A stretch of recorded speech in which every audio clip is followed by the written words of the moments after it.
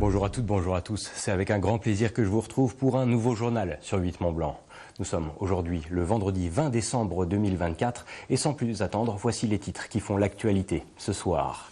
Nous reviendrons sur l'élan de l'entraide et la générosité qui a animé les associations et collectivités locales face à la situation des habitants de l'île de Mayotte. Des fonds ont été levés, du personnel local s'est déplacé, nous ferons le point dans un instant. Puis nous prendrons la direction de la patinoire Jean-Régis d'Annecy qui accueille depuis ce vendredi les championnats de France élite de patinage artistique. Une compétition à laquelle ont participé de grands noms de la discipline.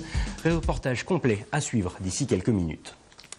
Mais on débute donc avec notre territoire qui s'engage en faveur de l'entraide internationale. Après les ravages du cyclone Chido ayant impacté de plein fouet l'île de Mayotte, plusieurs associations locales n'ont pas attendu pour prêter main forte aux habitants.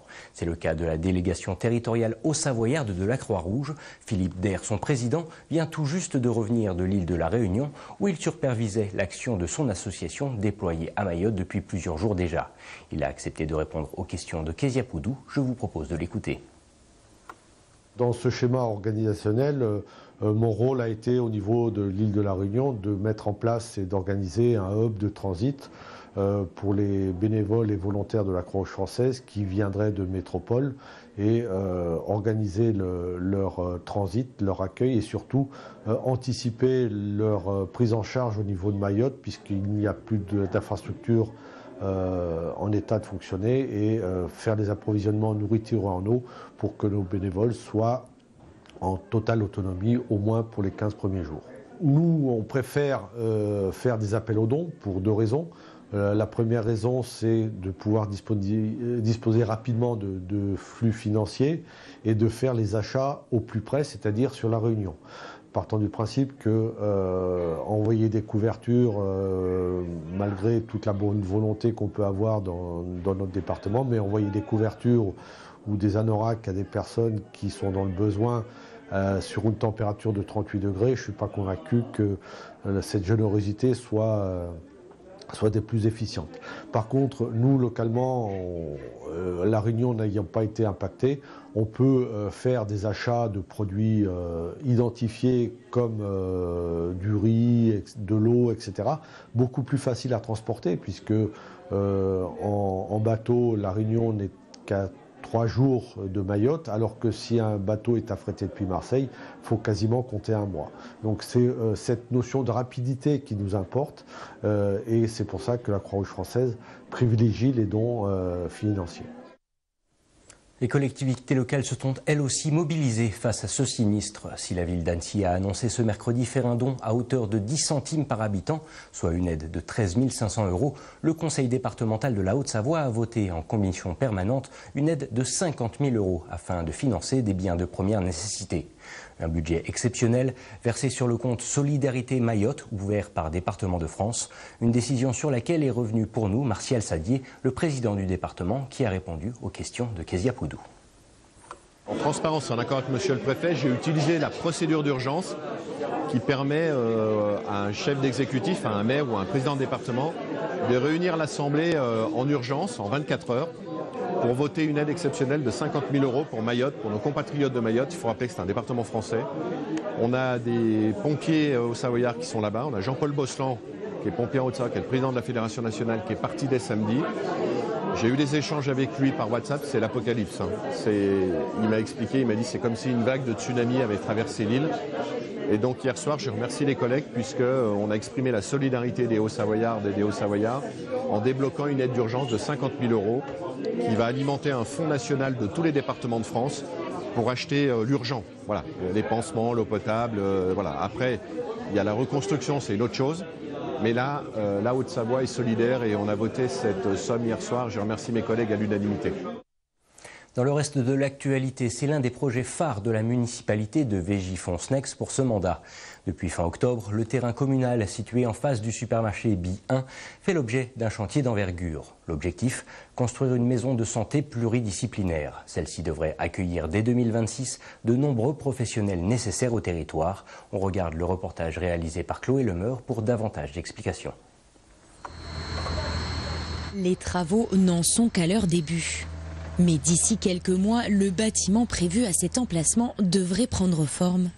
Ici, en face du supermarché de Veigy-Foncenex, une maison de santé pluridisciplinaire va voir le jour. Un projet porté à la fois par la commune et financé par le promoteur Santé Alpes. Ce bâtiment de 1700 m² va être composé d'une vingtaine de cabinets médicaux qui va à lui seul représenter à peu près 35 praticiens. Ce qui est important à souligner, c'est que 2 cabinets étaient déjà présents sur la commune de Veigy, donc ce qui se traduit par l'arrivée de à peu près une trentaine de nouveaux praticiens. Aujourd'hui, il nous reste à peu près 75 m² donc à la vente, à la commercialisation de cabinets. Et à côté de cela, on aura à l'offre locative à peu près 200 m². Infirmiers, orthodontistes, psychologues, gynécologues, ostéopathes ou encore sages-femmes feront partie des nouveaux arrivants à la maison de santé. L'objectif étant pour la commune d'attirer ces professionnels sur un secteur impacté par la proximité avec la frontière suisse et le coût élevé du foncier et de la location. Dans le montage du dossier, ce qui a été convenu, c'est que nous, communes, on reste propriétaires d'une partie des locaux.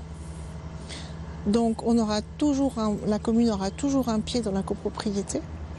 Et ces locaux qui restent communaux, nous, on pourra les offrir à la location pour de jeunes professionnels de santé qui souhaiteraient s'installer. Donc c'est un peu l'objectif de ce type de maison de santé. En plus des cabinets libéraux, une micro-crèche privée de 12 berceaux est aussi prévue sur place. Côté calendrier, si les travaux se poursuivent comme prévu, la maison de santé devrait officiellement ouvrir ses portes au premier semestre 2026. Coût total du projet, 3,8 millions d'euros hors taxes. Je vous l'évoquais en titre, les meilleurs patineurs de l'Hexagone se sont donné rendez-vous à Annecy en cette fin de semaine pour les championnats de France élite. Durant ces 2 journées de compétition, la patinoire Jean-Régis devrait donc vibrer au rythme des performances exécutées. Ce vendredi, ce sont les programmes courts, couples, dames et messieurs ainsi que la danse rythmique qui ont animé la journée. Kezia Poudou était présente. Reportage. Ils sont une trentaine à performer ce week-end à la patinoire Jean-Régis pour les championnats de France élite. C'est la première fois depuis 1990 qu'Annecy accueille cet événement. Le rendez-vous n'est donc pas à manquer pour les amoureux de la discipline. C'est une super compétition, c'est le championnat élite, donc on a les meilleurs patineurs français qui sont déjà des grands patineurs internationaux. Donc ça c'est super, donc ça permet de voir sur place chez nous tous les meilleurs patineurs. Ils sont 15 chez les messieurs à prétendre au titre. Parmi les grands absents, le double champion en titre Adam Xiao-Infa blessé à la cheville, laissant ainsi plus de manœuvres à l'Isérois Kevin Emos dont l'objectif est d'obtenir une 6e fois le titre de champion de France, avec des programmes aussi dynamiques que sensibles. Je me sens bien, j'ai eu un début de saison qui est très satisfaisant. De là d'où je viens, après un burn-out où j'ai ma vie qui est passée en dessus, au-dessus, en dessous, dans tous les sens, à droite, à gauche, et là d'avoir un début de saison comme ça me fait trop plaisir. Là, je suis heureux d'être au championnat de France, surtout pour retrouver les amis. Les championnats de France, c'était pas un objectif pour moi cette saison, mais je suis tellement content de pouvoir performer pas loin de la maison. Je suis originaire de Grenoble, donc je me suis entraîné à Annecy pendant 1 an, donc on est à la maison, donc je suis content. Autre patineur à surveiller de près, François Pitot, l'un des plus jeunes du championnat, dont les premiers pas dans ce sport ont été effectués sur cette patinoire. Le championnat de France, c'est toujours important dans une carrière, c'est clair. Donc, moi, je suis là pour aller gratter le plus de personnes possible. On sait que c'est déjà arrivé au Masters et même l'année dernière sur des championnats de France.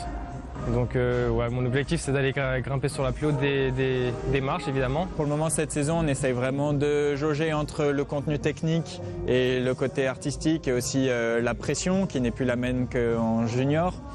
Et donc, on essaye un peu sur chaque compétition quelque chose de nouveau, faire les choses un peu différemment pour que lui trouve sa zone de confort pour quand on arrive sur les grands événements seniors qu'il soit prêt. Du côté de nos locaux, 3 jeunes patineurs annéciens jouent à domicile et vont tenter d'en tirer bénéfice pour grappiller le plus de marches possible. On a toujours un peu d'appréhension parce qu'on veut bien faire.